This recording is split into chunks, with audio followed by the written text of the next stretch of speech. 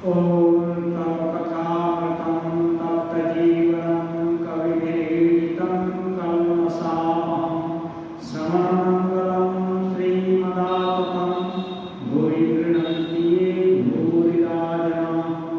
श्री रामकृष्ण वचनामृत।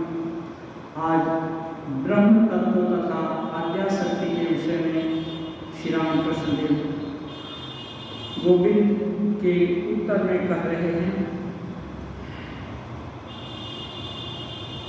श्यामा पुरुष है या प्रकृति।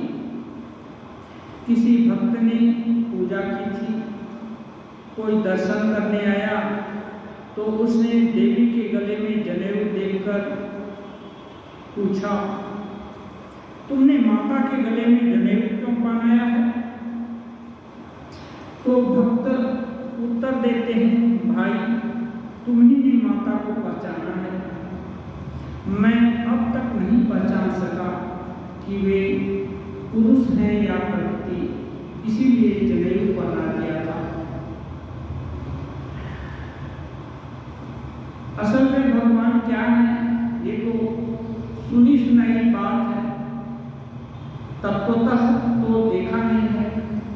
तो इसलिए जब भाव की दृढ़ता होती है कि वही सब कुछ कर रहे हैं, वही माँ है, वही पिताजी है, वही सब कुछ है, तो पुरुष है कि प्रकृति है समझना बोलना बड़ा मुश्किल होता है। श्री रामकृष्ण देव एक जगह ऐसे ही बोले, जब तेज आंधी चलती है, धूप भरी आंधी, तब कहाँ पेड़ है, कहाँ पौधा है, कहाँ आदमी है, कुछ दिखाई नहीं देता, सब एकाकार हो जाता है। ऐसे ही जब आस्था की आंधी, जब विश्वास भगवान के अनुसंधान में दृढ़ होने लगता है, तब शंकाएं होने लगती हैं, वो क्या है, कैसे है। तो उस समय समझना बड़ा मुश्किल हो जाता है कि पुरुष है या प्रकृति है। श्री रामकृष्ण देव कहते हैं, जो श्यामा है वही ब्रह्म है। अब इन्होंने तो माँ के सगुण निर्गुण और उसके बाद सभी तरह की रहस्य को जानने का प्रयास किया, साधना की, 12 दिन 12 साल तक साधना की और पूरे मनोयोग के साथ, खाने पीने का ठीक ठिकाना नहीं, शरीर का बोध नहीं, दिन और रात का ध्यान नहीं, जी रहे हैं कि क्या हो रहे हैं वो भी ध्यान नहीं, और अहम एकमात्र भगवत चिंतन, कैसे माँ की उपलब्धि हो। एक तरह से उपलब्धि हुई तो दूसरे तरह से उनको देखना चाहते हैं, तीसरे तरह से देखना चाहते हैं कि वे, क्योंकि वे सुन रखे हैं कि माँ सर्वगुणमयी है, तो अधिकांश तरह से देखिए। फिर श्री रामकृष्ण देव कहते हैं कि उन्होंने बोला है, माँ तुम कैसे हो, तुम ही दिखा दो। तो वे निष्कर्ष पर आए हैं, जो श्यामा है वही ब्रह्म है, जिनका रूप है वे ही रूपहीन भी हैं, जो सगुण है वे ही निर्गुण है, ब्रह्म ही शक्ति है और शक्ति ही ब्रह्म। दोनों में कोई भेद नहीं, एक सच्चिदानंदमय और दूसरा सच्चिदानंदमयी। ये जो भेद है, एक ग्रॉस जो ज्यादा स्थूल बुद्धि करती है, तब ये भेद दिखाई पड़ता है, क्योंकि जब सूक्ष्म हो जाती है बुद्धि, कैसे साधना के द्वारा दृश्यते तु अग्र्या बुद्ध्या सूक्ष्मया सूक्ष्मदर्शने अग्र्या बुद्ध्या, साधना के द्वारा दृष्टि पैनी हो जाती है और धारणा करने की शक्ति हो जाती है। और साधना कैसे करते हैं? साधना कहते हैं सार्वभौम महाव्रतम, एक है अहिंसा, सत्य, अस्तेय, ब्रह्मचर्य और परिग्रह। ये 5 मूल संपत्ति है। इनका यदि साधक के अंदर जितना ही प्रकाश होगा वो भगवत ईश्वर के रास्ते में उतना ही आगे जाएगा या उन्नत होगा। इसका अभाव है तब क्या है, ठीक ठीक धारणा नहीं हो पाती। ईश्वर है मान लेता है, पूजा करने से फल भी देते हैं, कभी कभी फल ग्रास रूप से दिखाई भी देता है, लेकिन इतने तक ही अधिकांश लोगों की दृष्टि सीमित है। इसके बाहर वो नहीं जान पाते, क्योंकि बाहर जाने के लिए ये सब अहिंसा, सत्य, अस्तेय, ब्रह्मचर्य, अपरिग्रह, ये सब भी जिंदगी में होना चाहिए। तो तब धारणा होती है। तो जब धारणा दृढ़ हो गई तब समाधि होती है, तब मालूम होता है कि सब एक ही है, एक ही तत्व विभिन्न रूपों में प्रकाशित हुए हैं। तो उनको ही ब्रह्म, उनको ही शक्ति बोलते हैं। ब्रह्म माने निर्लिप्त और शक्ति माने जो भी दृष्टिगोचर हो रहा है इस निखिल ब्रह्मांड में या कल्पना की जा सकती है। कल्पना, पाना, रहना, उन्नति, अवनति सब शक्ति के अंदर हो रहा है और वो ब्रह्म से अभिन्न है। प्रकाश भिन्न भिन्न तरह का है। ब्रह्म निर्लिप्त है और ये मानो सब जगह लिप्त हो रही है। एक कैसे बोल सकते हैं कि शक्ति भी निर्लिप्त है? वो ऐसे कल्पना किया जा सकता है, सूर्य प्रकाश देता है, उसका प्रकाश फूल पर भी पड़ता है, उसका प्रकाश सड़े गले बाकी चीजों पर भी पड़ता है, लेकिन उसका प्रकाश मलिन नहीं होता। सब तक सबको ठंडा गर्म सभी जगह पड़ता है, लेकिन प्रकाश में मलिनता नहीं आती। चीज जैसे का है वैसे ही रह जाता है। सूरज का प्रकाश सबके ऊपर पड़ता है। ऐसे ही शक्ति है, कहीं अच्छी रूप में प्रकाशित है, कहीं खराब रूप में, कभी भले रूप में, कहीं बुरे रूप में, लेकिन शक्ति एज सच उनको कुछ नहीं होता। वो ब्रह्म रूप से निर्लिप्त ही है। गोविंद पूछ रहे हैं योग माया क्यों कहते हैं? श्री राम कृष्ण योग माया अर्थात पुरुष प्रकृति का योग, योग माया अर्थात पुरुष प्रकृति का योग। जो कुछ देखते हो वह सब पुरुष प्रकृति का योग है। शिव काली की मूर्ति में शिव के ऊपर काली खड़ी है। शिव 100 की भांति खड़े हैं, काली शिव की ओर देख रही है।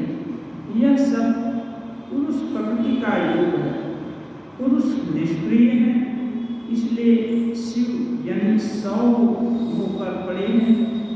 पुरुष के योग से प्रकृति सब काम करती है, सृष्टि, स्थिति, प्रलय।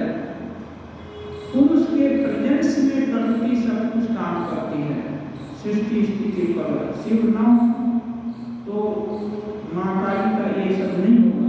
ये इसलिए साधक स्थूल दृष्टि से सूक्ष्मतम दृष्टि तक जाने के लिए, साधकों के लिए ये विभिन्न ऋषि मुनि या जो ऊंचे पहुंचे हुए साधक हैं, वे सब लोग ये विभिन्न तरीका बताए, विभिन्न टर्मिनोलॉजी भी बताए समझाने के लिए। अब जिसका दिल जिस चीज को समझ करके आगे बढ़ जाए। कहते हैं राधा कृष्ण की युगल मूर्ति का भी यही अभिप्राय है। इसी योग के लिए वक्र भाव है।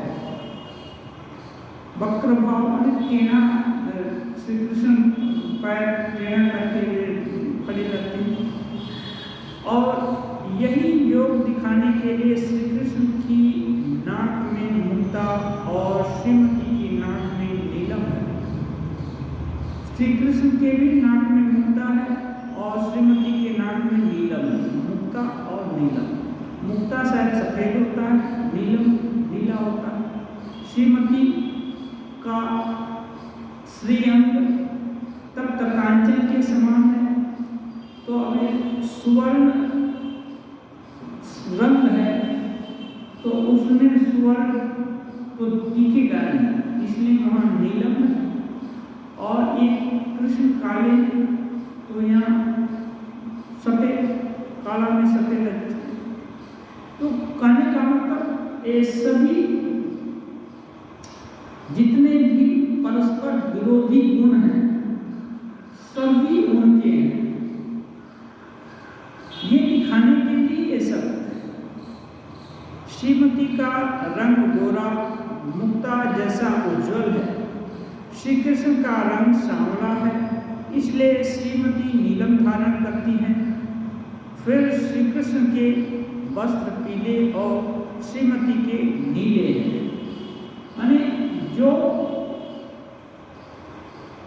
उनके अंदर व्यक्त है ईश्वरी रूप श्री कृष्ण और श्रीमती का दिखाएं, तो जो उनके अंदर है वो तो है ही उनका।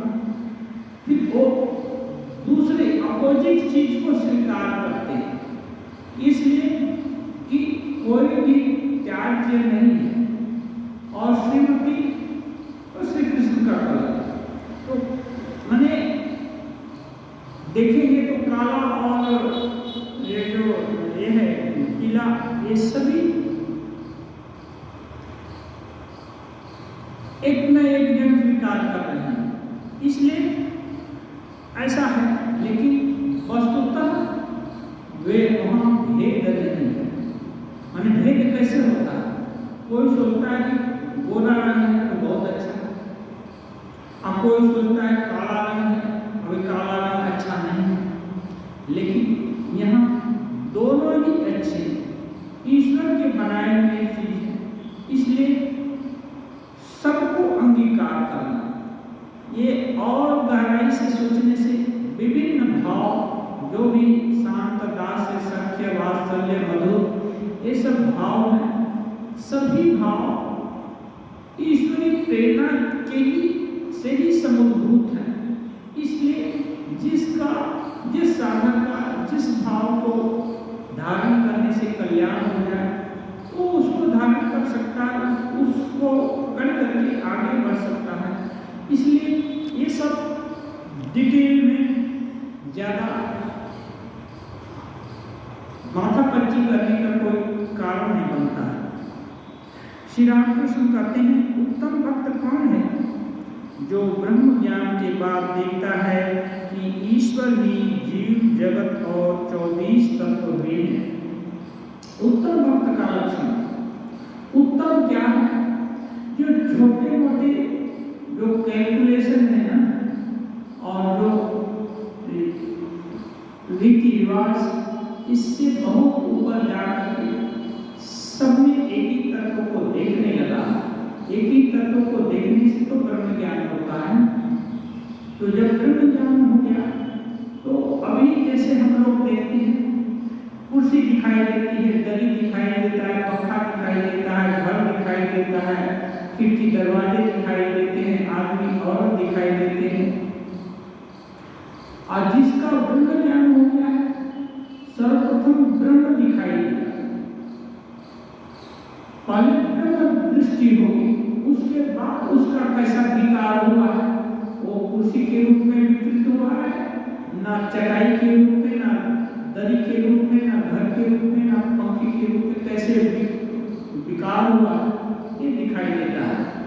साधारण भाषा में समझे तो ऐसे समझ सकते हैं, जैसे सोनार सोनार के घर में बहुत सारा सोने का आभूषण है। सोनार से को मतलब नहीं है कि आभूषण किस रंग का है या कौन सा है, वो तो पूरा कैलकुलेशन उसके दिमाग में कि कई किलो सोना उसके दुकान में पड़ा हुआ है और कितना बिका, जिससे कितना लाभ हुआ, तो वो वजन देखता है। आकार से उससे मतलब नहीं, लेकिन खरीदार है वो विभिन्न आकार को पसंद करते हैं, ये है। लेकिन सोनार को यदि पूछे तो सोनार का मूल्य उसको वजन पर उसकी दृष्टि है। असली तत्व है वजन। 2 किलो सोना है वो ज्यादा पसंद करेगा, 1 छटाक है तो वो ज्यादा नहीं पसंद करेगा।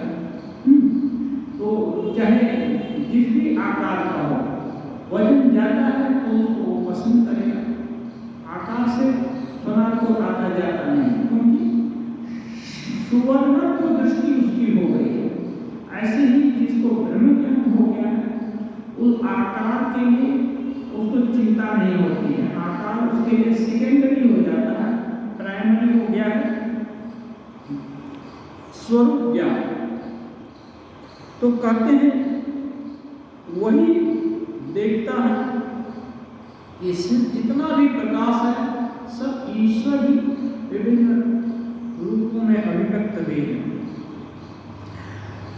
उपाय है साधक के लिए, पहले नेति नीति, यह नहीं वह नहीं करके विचार करते हुए छत तक पहुंचना पड़ता है।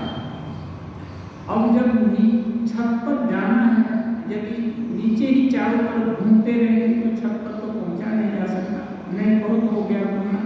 अब एक एक सीढ़ी आगे चलेंगे, अभी सीढ़ी का ही बनावट देखने लगे, एक सीढ़ी चढ़े उसी सीढ़ी पर रह गए तो फिर ऊपर जाना तो नहीं होगा, इसलिए एक एक को छोड़ते हुए ऊपर जाते हैं। फिर वही आदमी देखता है कि छत जिन चीजों यानी ईंट चूने और सूखे से बनी है, सीढ़ी भी उन्हीं से बनी है, तब वह देखता है कि ब्रह्म ही जीव जगत और सब कुछ हुए हैं।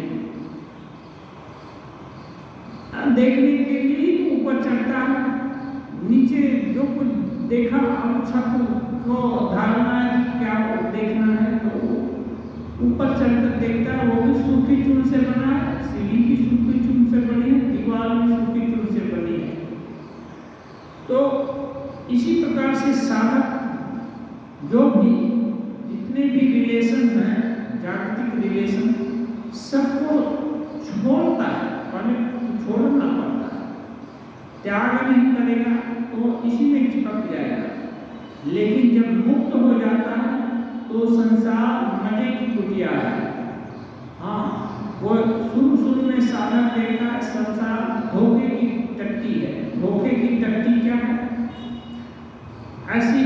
ऐसा बेड़ा जो थोड़ी सी हवा से टूट जाए या छोटा बच्चा धक्का लगा दे तो बिखर जाए, तो उसका क्या मूल्य है? उसका मूल्य बहुत कम है। ऐसे ही संसार में थोड़ी सी अनबन हो जाने से आज एकदम घनिष्ठ मित्र हैं तो कल कट्टर शत्रु भी बन जाते हैं।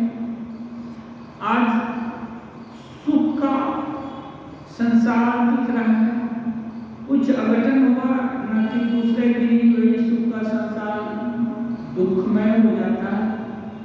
तो ये संसार टेम्परेरी लगता है। ये क्योंकि इसका जो पोजीशन है वो सब सत्य दिखता है, लेकिन जब साधक इसकी असारता को स्वीकार करके कि नहीं, कितना भी अच्छा है, कितना भी आरामदायक है, फिर भी कल तो नहीं रहने वाला है।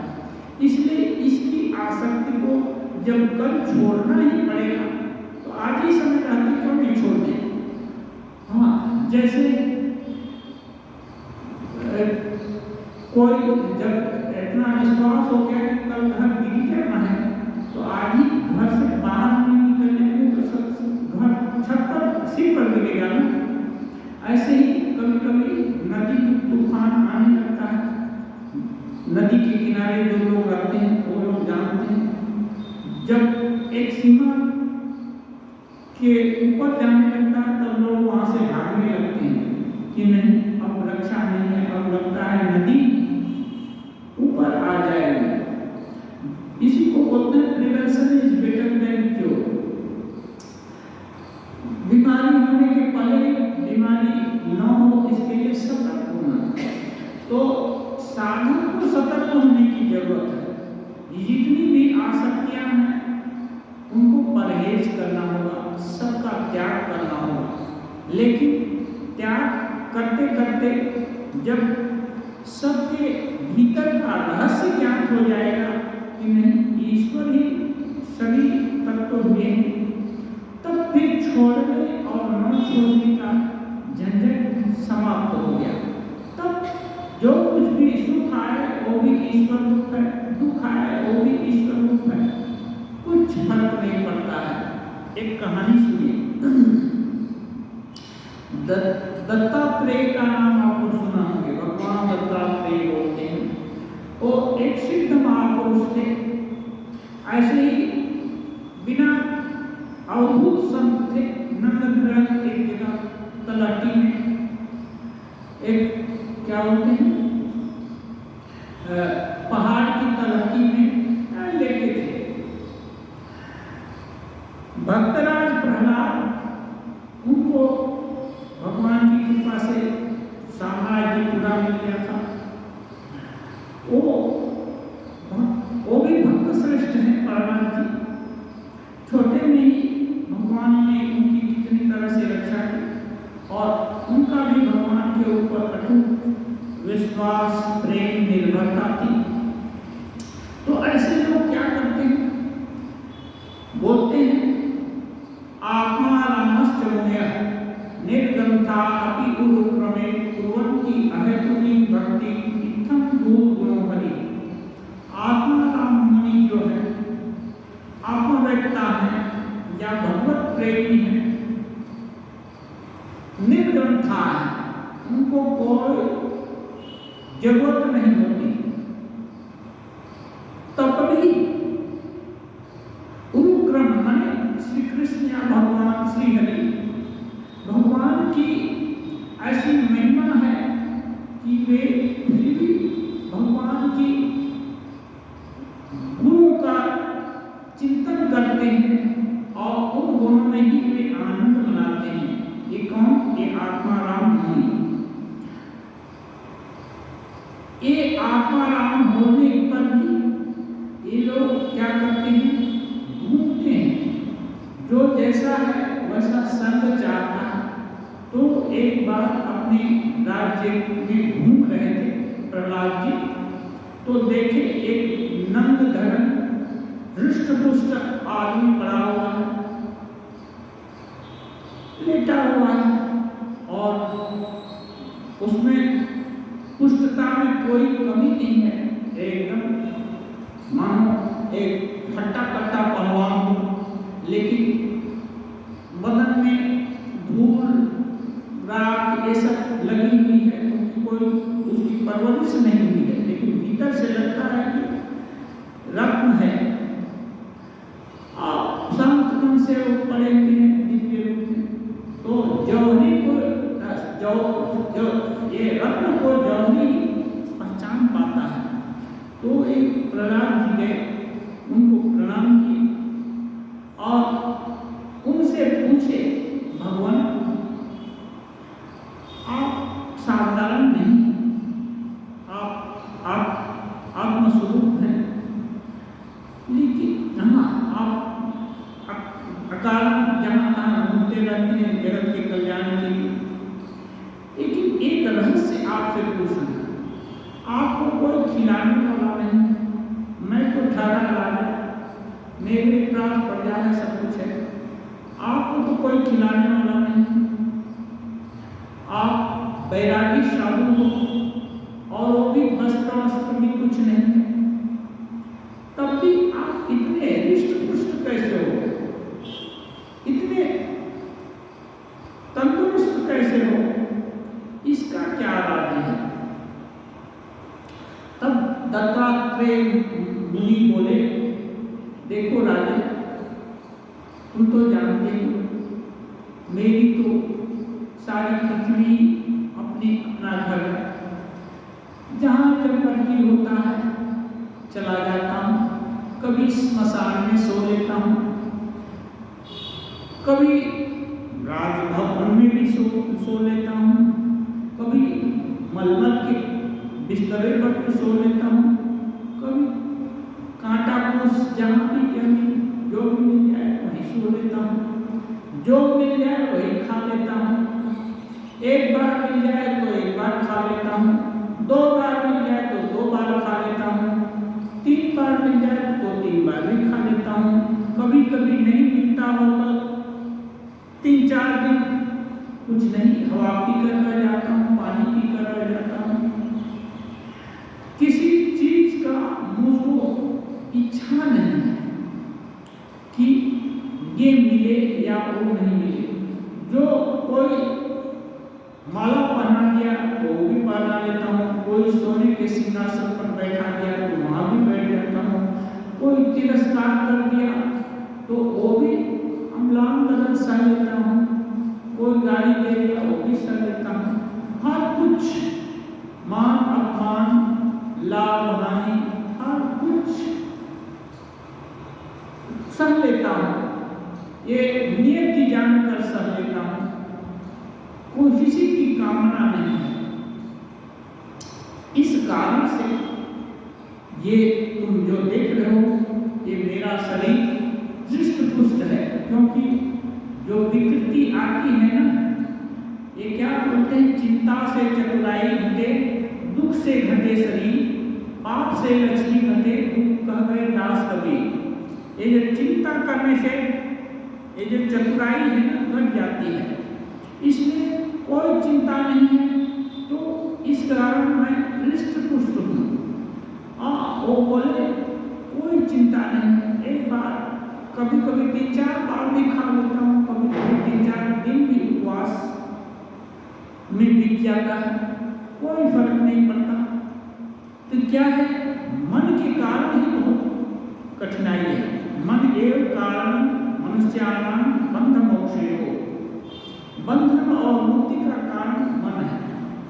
अब जिनका मन आत्माराम हो गया है वो ईश्वर इच्छा पर पूरे निर्भर है, उनको शरीर रहे या जाए उससे कोई चिंता नहीं है। एक बृहदारण्यक उपनिषद में है, आत्मान चेत विजानीया अयम् अस्मीति पुरुषः किमिच्छन् कस्य कामाय शरीरम अनुसंजने।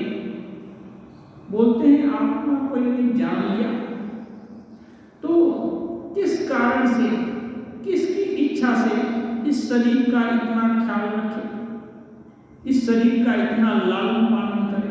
आत्मा को जान लिया तो निर्द्वंद हो जाता है, सुखी हो जाता है, निर्द्वंद होने पर ही आदमी सुखी हो जाता है। इस कारण राजन मैं निष्प्रिय हूँ सबसे, इस कारण तुम देख लो हृष्ट पुष्ट हूँ, कोई चिंता फिक्र नहीं।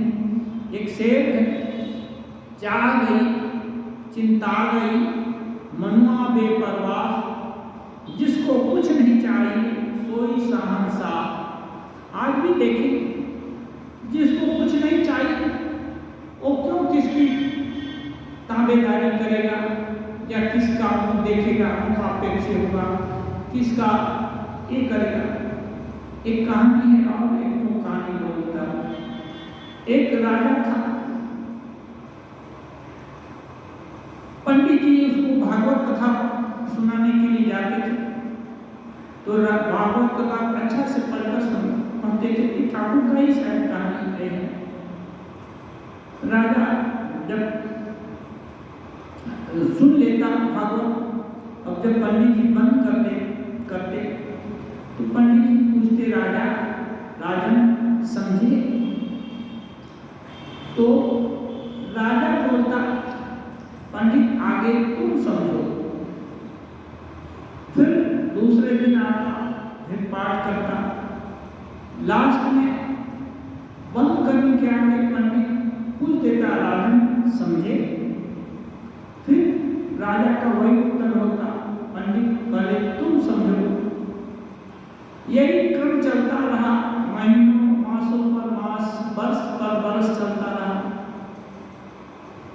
ये एक दिन पंडित को बड़ा ये लगा, हम कितना बढ़िया से पढ़ते हैं, अच्छा से सुनाते हैं, वो कोई कमी नहीं है, पद विभक्ति वगैरह सब कुछ जानते हैं, अच्छा से प्ले करते हैं, अच्छे पंडित भी हैं। फिर भी राजा रोज को बोल देता, पंडित पहले तो समझो। जब प्रश्न होता है तब उत्तर कहीं न कहीं से आता ही है, और सबसे तो खजाना भीतर नहीं है, दिल से आया जवाब। अरे मैं तो भगवत कथा सुनाने जाता हूँ,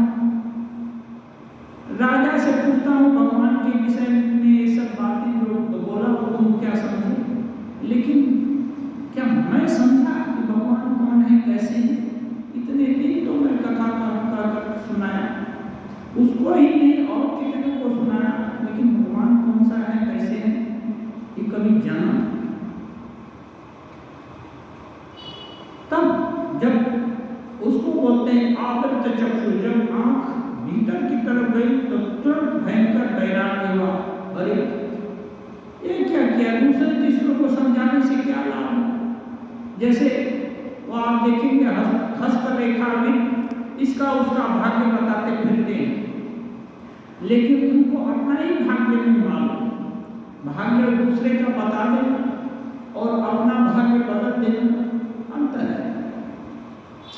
तो तुरंत पंडित को वैराग्य हुआ, तो बोला अरे बस तुरंत अपना पोथी पत्रा सब फेंक करके जाकर के नदी के किनारे स्मशान घाट या कहीं विराम जंगल जगह में जाकर बैठ गया, भगवत चिंतन करने लगा, क्योंकि भागवत का ज्ञाता तो थे। अब भगवान की जो लीला कथा है वो सब दिल से स्मरण करने लगे और चिंतन करने लगे और गदगद हो गए भगवान की बातें सुन करके, याद करके। रोम रोम उनका पुलकित हो गया, इतना दिन में बेकार गवाया। तो चलिए इधर भागवत कथा सुनने का राजा का समय हो गया। राजा पूछता है पंडित आया क्या? नहीं। कहाँ गया? नहीं आया। तो राजा भी सुनना चाहता, ऐसा नहीं कि नहीं सुनना चाहता। तो वो किसी को भेजा, जाओ पता करो कहाँ है, क्यों नहीं है? अब होता है तो घर में खुला दरवाजा खुला पड़ा है, कुछ नहीं है, किताब जहाँ तहाँ ये कोई नहीं है। फिर जहाँ तहाँ घूमने लगे, क्योंकि राजा का हुक्म है। हाँ, राजा को खबर ठीक देनी पड़ेगी। जब तक खोज किया, जाकर देखा तो पंडित जी एक सुनसान जगह पर बैठे हुए हैं अपने आप। वो बोला पंडित जी चलिए कथा सुनने के लिए, आप राजा हम कथा सुनना चाहते हैं, आपका कथा सुनना चाहते हैं, भागवत कथा। तो ये बोला अब पूरा हो गया कथा सुनाना। अब लेकिन एक प्रश्न राजा रोज मुझको पूछते थे, हाँ कि पंडित आगे तुम समझो। अब राजा से कह देना कि अब मैं समझ गया, अब मैं समझ गया भगवान की कथा का मन, इसलिए अब मुझको राजा को सुनाने जाने का जरूरत नहीं है। ये बात है। तो जब असली मन समझ गया तो फिर जरूरत खत्म हो गई। ऐसे ही उत्तम भक्त हैं, ये सब जितने भी वैचित्र हैं, वो सब जितने भी रिलेशन हैं, ये सब 2 दिन के लिए हैं। इनको निगेट करते करते, इनको हटाते हटाते जब असली तत्व को जान लेता है, तब माया का रहस्य उसके सामने उद्घाटित हो जाता है। तब वो सोचता है ओ सब तो ब्रह्म का ही प्रभाव, सर्वत्र आकाश बातास सभी जितना भी व्यक्त चीज है सब में ही तो ब्रह्म ही है। तो ब्रह्म स्वरूपता का ज्ञान होने पर फिर उसकी आसक्ति नहीं रह जाती, फिर किसको छोड़े किसको पकड़े ऐसा सब नहीं रहता, वो निर्लिप्त हो जाता है। फिर ईश्वर इच्छा से जितने दिन शरीर रहेगा रहे, उसको कोई आना जाना नहीं है। इसलिए आत्मा जब जान आत्मा चेत जान लिया, आत्मा को जान लिया, तो अब शरीर की चिंता निर्मूल हो गई। ऐसे ही ये लोग भगवान दत्तात्रेय लेटे हुए थे मस्ती में, ये है उपाख्यान। भक्त प्रहलाद को बताया, वो भी जानते थे कि ये भी दिव्य भक्त है। वो बोले मैं निश्चित तो होने के कारण मेरे स्वास्थ्य का यही एक कारण है कि मुझको किसी चीज की परवाह नहीं। तो ये है ये, इसलिए जान जाने से उसके बाद फिर साधना करना है, वो एक्सरसाइज करने के जैसा है। एक्सरसाइज करना में मेहनत लगता है, क्रमबद्धता नियमबद्धता कुछ करना पड़ता है। जब गोल हासिल हो गया फिर और क्या करना है। तो ये एक्सरसाइज जो आध्यात्मिक एक्सरसाइज है, भगवत प्राप्ति के बाद पूर्णता को प्राप्त हो जाती है और एक्सरसाइज करने का जरूरत नहीं।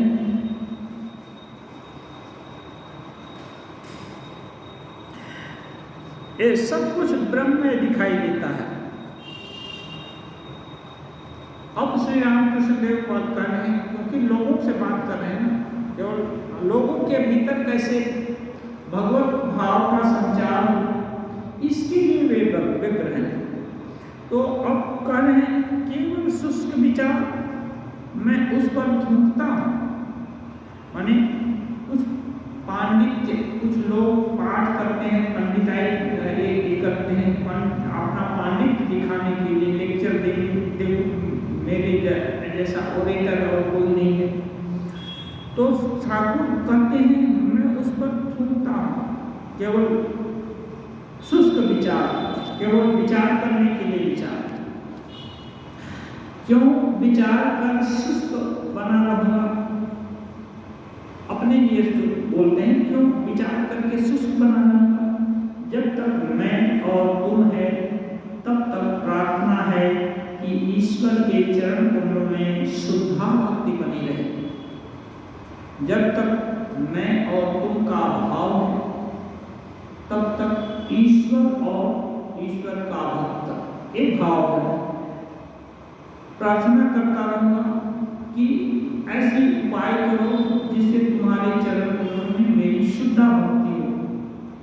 गोविंद से भी कह रहे हैं, कभी कभी कहता हूँ तुम ही मैं हो और मैं ही तुम हूँ, तुम ही मैं हो और मैं ही तुम हूँ। जब दिखाई देता है कि जिस तत्व से ईश्वर बने हुए वही तत्व यहाँ भी है, केवल उनकी इच्छा हो गई कि अन्य रूप में व्यक्त होंगे, इसलिए ये देह धारण कर लिया।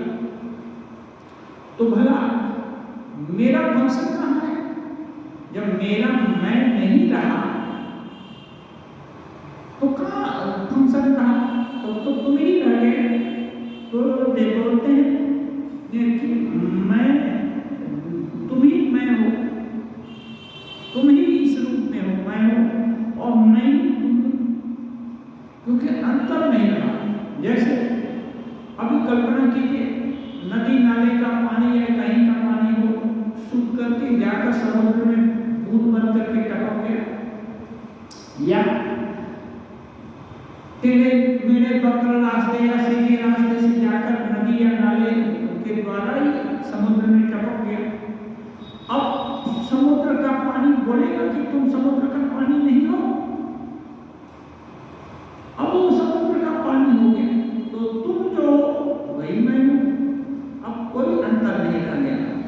अब कोई पृथकता नहीं रहेगी। फिर कह रहे हैं कि कभी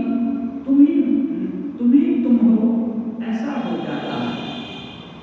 ये तो साधन क्षेत्र के उपलब्धि की बात कभी तुम हो जाता है, माने मैं नहीं तुम हो। जैसे एक नदी नाले का पानी जाकर समुद्र ही समुद्र हो गया, अब नदी नाले का अस्तित्व ही नहीं रहा,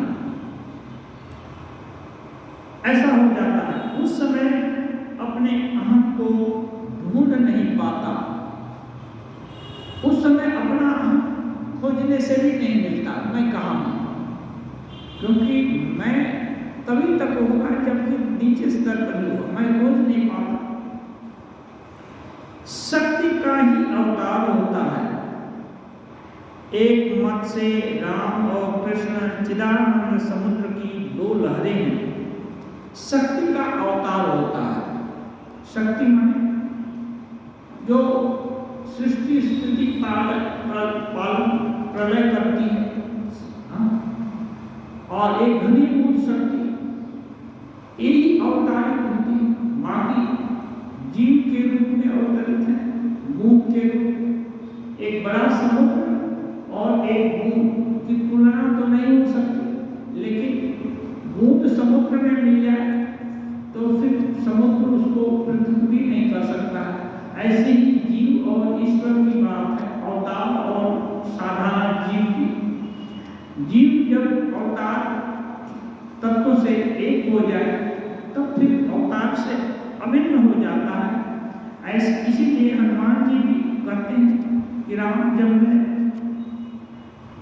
जो उसको ब्रह्म ज्ञान होता है तो देखता हूँ कि जो तुम हो वही मैं हूँ, उसके नीचे रहता हूँ तो तुम स्वामी हो, मैं तुम्हारा दास सेवक। ये सब कभी ये होता है कि तुम पूर्ण हो, मैं अंश हूँ। मानसिक अवस्था में ये सब दिखाई पड़ता है। अद्वैत ज्ञान के बाद चैतन्य होता है। चैतन्य माने चेतन, पूरा हर जो वस्तु स्थिति है सब समय प्रकट। तो अद्वैत ज्ञान के बाद वही चैतन्य ज्ञान, मैंने उसको बंगला में बोलते हैं बोधे बोध। माने उसको क्या कहेंगे, ज्ञान का मतलब जो पता है कि ये नहीं वो नहीं, वो पर्दा हट जाता है, फिर पूछने का जरूरत नहीं होता है। ज्ञान होने से बोधे स्वयं बोध होता है कि नहीं यही वस्तु है। इसी को चैतन्य कहते हैं। चैतन्य में स्वरूप का बोध हो जाना। तब मनुष्य देखता है कि ईश्वर ही सब प्राणियों में चैतन्य रूप से विराजमान है। जब जीव को ब्रह्म ज्ञान होता है, अद्वैत ज्ञान होता है, तो उसको चैतन्य हो जाता है। तो चैतन्य होकर वो ये नहीं सोचता कि मैं श्रेष्ठ हो गया। साधारण आदमी धन पाकर, संपत्ति पाकर, शक्ति पाकर गौरवान्वित हो जाते हैं। क्या था क्या हो गया। बंगला में तो बोलते हैं कि छिनु की हम रे, तो दूसरा उल्टा बोलता है जे कोलू से कोलू रे, माने जा था वही हो गया, कुछ अंतर नहीं हो गया। तो ये गर्व होता है। लेकिन जिनको चैतन्य हो जाता है, अद्वैत ज्ञान होता है, वे सभी जगह चैतन्य ही देखने लगते हैं। इसलिए काको निंदो काको बंदो, किसकी निंदा किसकी प्रशंसा करो, कुछ नहीं कर सकते हैं। चैतन्य लाभ के बाद आनंद होता है, अद्वैत चैतन्य नित्यानंद। चैतन्य लाभ के बाद आनंद होता है। आनंद क्या है? आनंद की बहुत तरह से व्याख्या करते हैं, बहुत मजा आता है उन्हें, एक छोटे स्तर पर है। आनंद का मतलब वहाँ निरानंद मजा आता है, परंतु थोड़े ही देर के बाद कष्ट भी होगा। निरानंद भी नहीं है और कोई मैंने जो साधारण आनंद और निरानंद होता है उससे ऊपर का स्वरूप का ज्ञान।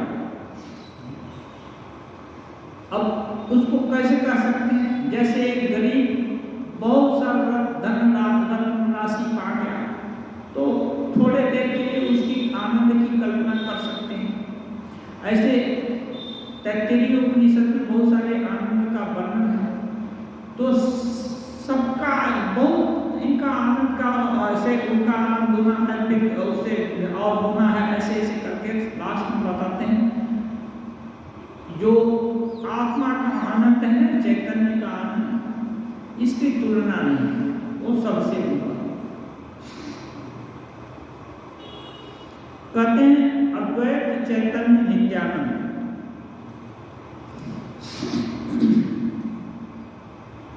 चैतन्य, अद्वैत और नित्यानंद ये तीनों लोग फुटनोट में है। 15वीं शताब्दी में नदिया में 3 महापुरुष वे, इनके नाम हैं श्री चैतन्य भगवान के अवतार माने जाते हैं और शेष 2 इनके पार्षद हैं, अद्वैत और नित्यानंद।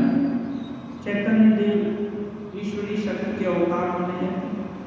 तो वो बोलते हैं कि जब बोध हो जाता है तो सब मिल जाते हैं, भक्त और भगवान सब एकाकार हो जाते हैं।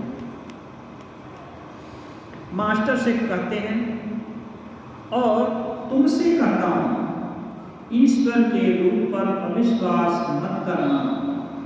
मास्टर हम लोग को याद होगा शुरू में जब आए थे तो बोले थे, ठाकुर पूछे थे तुमको निराकार अच्छा लगता है ना साकार?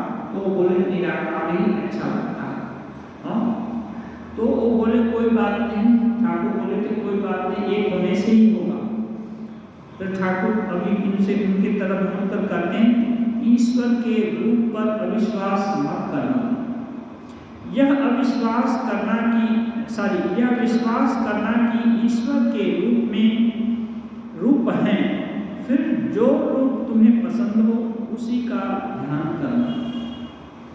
ये विश्वास करना कि ईश्वर के रूप है और फिर जो रूप पसंद हो उसका ध्यान करना छूट है। माने ईश्वर सगुण निर्गुण और क्या क्या नहीं हो सकते, ये इनको लिमिट में मत लाना कि इतना ही हो सकते हैं और जो पसंद हो उसका ध्यान करना।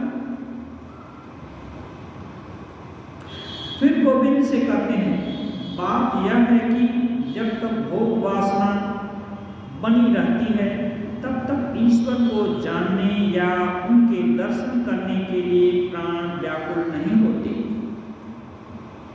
ये देखिए इतनी कथा कहने के बाद बोल रहे हैं कि जब तक भोग वासना बनी रहती है तब तक ईश्वर को जानने या उनके दर्शन करने के लिए प्राण व्याकुल नहीं होते। बच्चा खेल में मग्न रहता है, मिठाई देकर बहलाओ तो थोड़ी सी खा लेगा। जब उसे न खेल अच्छा लगता है न मिठाई, तब वह कहता है माँ के पास जाऊंगा। फिर वह मिठाई नहीं चाहता। अगर कोई आदमी जिसे उसने कभी न देखा हो और न पहचानता हो आकर कहे आप तुझे मैं तेरे माँ के पास ले चलूं, तो वह उसके साथ चला जाएगा। जो कोई उसे गोद में बैठा कर ले जाएगा वह उसी के साथ चला जाएगा।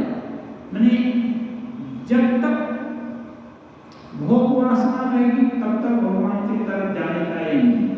और जैसे ही भोग वासना खत्म होगी तब जो कोई भी रास्ता दिखा देगा उस रास्ता को पकड़कर भगवान के पास जाने के लिए साधक व्यक्त हो जाता है। जी बात है, साधक भी व्यक्त हो जाता है। संसार के भोग समाप्त हो जाने के बाद ईश्वर के लिए प्राण व्याकुल होते हैं। उस समय केवल एक चिंता रहती है कि किस तरह उन्हें पाऊं।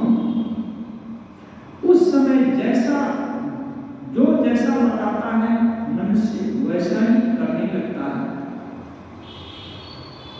जब किसी चीज के ये होता है खोज हो जाती है, गड़बड़ हो जाता है, जो जैसा बताइए, जो उपाय बताइएगा वही करने लगे।